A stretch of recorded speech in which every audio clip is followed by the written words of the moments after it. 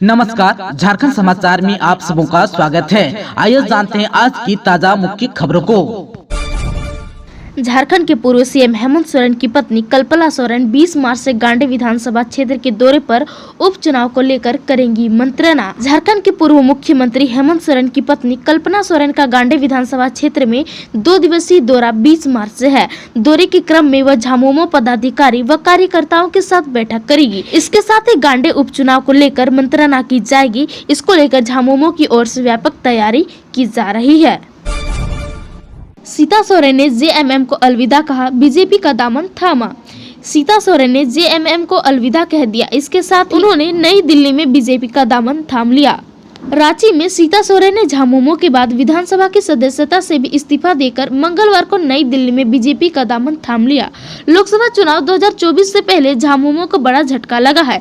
Social media में एक तरफ जहां बीजेपी नेता सीता सोरेन का पार्टी में स्वागत कर रहे हैं, वहीं झामुमो से राज्यसभा सांसद महुआ मांझी ने कहा कि पार्टी संकट के दौर से गुजर रही है। इस बीच उन्होंने ऐसा निर्णय क्यों लिया, इसकी उन्हें अधिक जानकारी नहीं है। झामुमो से राज्यसभा सांसद महुआ मांझी ने कहा कि सीता सोरेन के इस्तीफे की खबर सुनकर हम सभी हैरान हैं। हालांकि उन्हें इस बारे में अधिक जानकारी नहीं है कि उन्होंने ऐसा निर्णय क्यों लिया। हमारी पार्टी इस वक्त संकट के दौर से गुजर रही है। हर किसी को धैर्य रखना चाहिए। यह हमारी पार्टी के लिए दुर्भाग्यपूर्ण है। ऐसे फैसले जल्दबाजी वाले होते हैं। इधर बीजेपी के प्रदेश अध्यक्ष बाबूलाल मरांडी ने कहा कि सीता सोरेन भगवान राम की पार्टी में शामिल हुई है। इधर रांची के सांसद संजय सेठ ने सोशल मीडिया एक्स पर प्रतिक्रिया दी कि आपका बीजेपी परिवार में स्वागत है। भ्रष्टाचार, अत्याचार और व्यभिचार से मुक्त झारखंड के निर्माण में हम सब अग्रणी भूमिका निभाएंगे। झारखंड की नई गृह सचिव बनाई गई वंदना डाडेल, हुआ अधिसूचना जारी। सीनियर आईएएस अधिकारी वंदना डाडेल झारखंड की नई गृह सचिव बनाई गई है। निर्वाचन आयोग के निर्देश पर अरवा राजकमल की जगह इन्हें नियुक्त किया गया है। इसकी अधिसूचना जारी कर दी गई। झारखंड की नई गृह सचिव वंदना डाडेल बनाई गई है। इसकी अधिसूचना जारी कर दी गई है। लोकसभा चुनाव 2024 को देखते हुए निर्वाचन आयोग ने झारखंड समेत 6 राज्यों के गृह सचिवों को हटाने का निर्देश दिया था। इस आदेश के आलोक में अरवा राजकमल को इस पद से हटा दिया गया था। अब सीनियर आईएएस अफसर वंदना डाडेल को गृह सचिव की जिम्मेदारी सौंपी गई है। झारखंड के राज्यपाल सीपी राधाकृष्णन को तेलंगाना और पुदुचेरी का अतिरिक्त प्रभार। झारखंड के राज्यपाल सीपी राधाकृष्णन को तेलंगाना के राज्यपाल और पुदुचेरी के उपराज्यपाल की अतिरिक्त जिम्मेदारी दी गई है।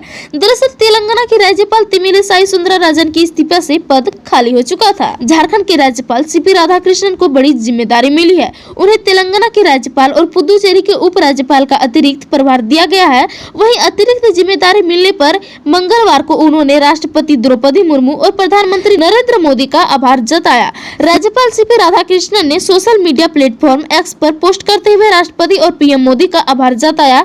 आप सबको बता दो कि तेलंगाना की राज्यपाल तमिलिसाई सुंदरराजन के इस्तीफे के बाद पद खाली हो चुका था।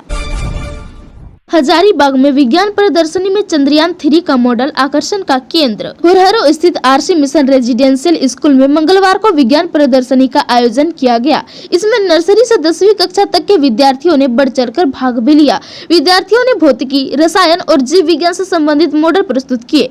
बच्चों ने जेसीबी, रूम हीटर, नवीकरणीय ऊर्जा, Vikram lander, water treatment plant, hydraulic, smart city, बिजली बचत यंत्र, ट्रैफिक कंट्रोलर, स्ट्रीट लाइट आदि के मॉडल तैयार किए थे। वहीं 6ठी कक्षा के विद्यार्थियों द्वारा बनाया गया चंद्रयान 3 का मॉडल मुख्य आकर्षण का केंद्र रहा। इसके अलावा बच्चों ने एक से बढ़कर एक सांस्कृतिक कार्यक्रम की भी प्रस्तुति दी। इस अवसर पर मुख्य अतिथि राष्ट्रपति पदक विजेता फलक फातिमा, पासवा प्रदेश महासचिव नीरज सहाय, प्रदेश उपाध्यक्ष विपिन कुमार, भाजपा प्रदेश अध्यक्ष अमरदीप यादव, निसार अंसारी, ज्ञानेश्वर दयाल और मेघालय सेनागुप्त मौजूद थे। अतिथियों ने प्रतिभागी बच्चों का उत्साहवर्धन करते हुए वैज्ञानिक सोच को निखारने की बात कही। प्राचार्य मिंकू कुमार ने कहा कि बच्चों में वैज्ञानिक सोच विकसित करने और विज्ञान के प्रति आकर्षण बढ़ाने के लिए यह जरूरी है कि उनके वैज्ञानिक गतिविधियों में प्रतिभाग कराया जाए। स्कूल की तरफ से विद्यार्थियों को शिक्षा के साथ अन्य गतिविधियों से भी जोड़ा जाता है ताकि वे हर क्षेत्र में आगे बढ़ सके। उन्होंने बच्चों को प्रोत्साहित करने के साथ विद्यालय के शिक्षक शिक्षिकाओं का भी मनोबल बढ़ाया। डीएसपी प्रमोद मिश्रा पहुंचे ईडी कार्यालय। अवैध खनन मामले में हुई पूछताछ। अवैध खनन मामले में डीएसपी प्रमोद मिश्रा से ईडी की टीम 19 मार्च यानी कि मंगलवार को पूछताछ की। प्रवर्तन निर्देशालय ने समन भेजकर 19 मार्च को रांची स्थित कार्यालय में बुलाया था। डीएसपी प्रमोद मिश्रा मंगलवार को ईडी कार्यालय में तकरीबन सुबह 11 बजे उनके सवालों के जवाब देने के लिए उपस्थित हुए। अवैध खनन के सिलसिले में 19 मार्च यानी कि मंगलवार को उनसे पूछताछ हुई। प्रवर्तन निर्देशालय ने डीएसपी प्रमोद मिश्रा को समन भेजकर 19 मार्च को रांची स्थित क्षेत्रीय कार्यालय में हाजिर होने का निर्देश दिया था। उन्होंने साहिबगंज में अपने पदस्थापन के दौरान उन्होंने बरहरवा टोल विवाद को लेकर दर्ज प्राथमिकी का सुपरविजन 24 घंटे के अंदर कर पंकज मिश्रा और आलमगीर आलम को निर्देश करार दिया था। टोल विवाद को लेकर दर्ज प्राथमिकी को जांच अधिकारी पूछताछ के दौरान ईडी के समक्ष यह स्वीकार कर चुके हैं कि जांच निष्पक्ष तरीके से नहीं हुई थी। आप सबों को बता दो कि प्रमोद मिश्रा से इससे पहले भी पूछताछ हो चुकी है। उन पर पंकज मिश्रा से न्यायिक हिरासत की अवधि में गलत तरीके से मिलने का आरोप भी है।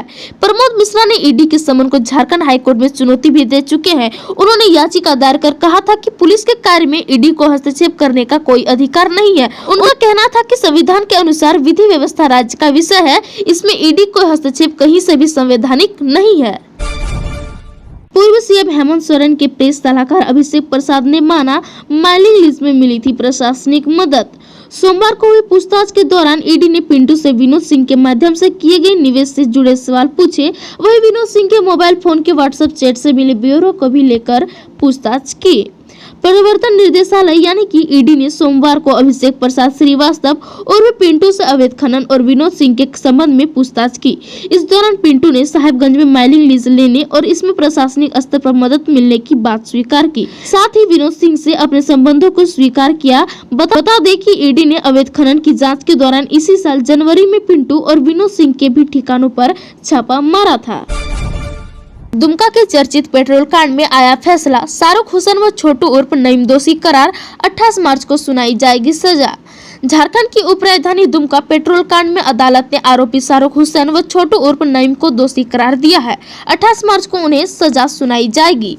झारखंड की उप राजधानी दुमका के जरूवाडी में अगस्त 2022 में 17 वर्षीय नाबालिग को पेट्रोल छिड़कर जिंदा जला देने वाले चर्चित पेट्रोल कांड में अदालत में मंगलवार को दोनों आरोपियों को दोषी करार दिया है। प्रथम जिला एवं अपर सत्र न्यायाधीश सह विशेष न्यायाधीश पोक्सो रमेश चंद्र की अदालत ने आरोपी शाहरुख हुसैन और मोहम्मद नईम अंसारी उर्फ छोटू को दोषी करार दिया है। दुमका की अदालत में 28 मार्च को सजा के बिंदु पर सुनवाई होगी। जेपीएससी पीटी में शामिल अभ्यर्थियों पर प्राथमिकी दर्ज, षड्यंत्र करने व परीक्षा बाधित करने का आरोप। झारखंड लोक सेवा आयोग यानी कि जेपीएससी द्वारा रविवार को आयोजित 11वीं सिविल सेवा पीटी में किसी भी जिला में प्रश्न पत्र लीक नहीं हुआ है। प्रश्न पत्र पेकेट केंद्राधीक्षक के समक्ष ही मजिस्ट्रेट अभ्यर्थियों की मौजूदगी में वीडियोग्राफी के साथ समय पर ही खोला गया। आयोग द्वारा सभी जिलों के उपायुक्त से मांगी गई रिपोर्ट में इसका जिक्र किया गया है, जबकि जामताड़ा के उपाध्यक्ष द्वारा भेजी गई रिपोर्ट से खुलासा हुआ कि मिहिजाम स्थित जेजेएस इंटर कॉलेज व जेजेएस डिग्री कॉलेज परीक्षा केंद्र पर 4 परीक्षार्थी परीक्षा शुरू होने के कुछ ही देर बाद प्रश्न पत्र लेकर भाग गए थे। उपायुक्त ने इस मामले में संबंधित परीक्षार्थी सहित इसमें शामिल अन्य दोषी लोगों को चिन्हित करने के बाद प्राथमिकी दर्ज करा दी है। जामताड़ा उपायुक्त द्वारा गठित एसआईटी ने वायरल वीडियो में प्रश्न पत्र ओएमआर सीट के साथ शामिल युवकों की तलाश भी शुरू कर दी है। बताया गया कि जेजेएस इंटर कॉलेज मिहिजाम में 160 अभ्यर्थियों को परीक्षा में शामिल होना था, लेकिन मात्र 60 अभ्यर्थी ही उपस्थित हुए। इसी प्रकार जेजेएस डिग्री कॉलेज मिहिजाम में कुल 204 अभ्यर्थियों में से 67 अभ्यर्थी ही परीक्षा में उपस्थित हुए। इधर जेपीएससी ने राज्य के डीजीपी को पत्र लिखकर सिविल सेवा पीटी मामले में अफवाह फैलाने वालों पर नियमानुसार सख्त कार्रवाई करने के लिए कहा है, ताकि भविष्य में ऐसी घटनाओं की पुनरावृत्ति न हो। कोडरमा में अवैध विस्फोटक रखने के दोषी को 8 साल की सजा, 50,000 जुर्माना। कोडरमा की अदालत ने अवैध विस्फोटक रखने के दोषी बीजेपी नेता के बेटे को सुनाई 8 साल की सजा, 50,000 जुर्माना। अवैध रूप से विस्फोटक रखने के एक मामले की सुनवाई करते हुए अपर जिला एवं सत्र न्यायाधीश द्वितीय अजय कुमार सिंह की अदालत ने डोमचांच के भाजपा नेता के पुत्र को 8 वर्ष सश्रम कारावास की सजा सुनाई। अदालत ने दोषी मंजीत कुमार मेहता उर्फ मंटू मेहता को 50,000 रुपये का जुर्माना भी लगाया। जुर्माना की राशि नहीं देने पर 6 माह अतिरिक्त सजा भुगतनी होगी। दोस्तों, अभी तक आपने चैनल को सब्सक्राइब नहीं किया है तो प्लीज चैनल को सब्सक्राइब कर बेल आइकन को प्रेस कर दीजिएगा ताकि खबरों का अपडेट आपको मिलता रहेगा। इसके साथ ही आज के खबरों में बस इतना ही। हमें दीजिए इजाजत। नमस्कार।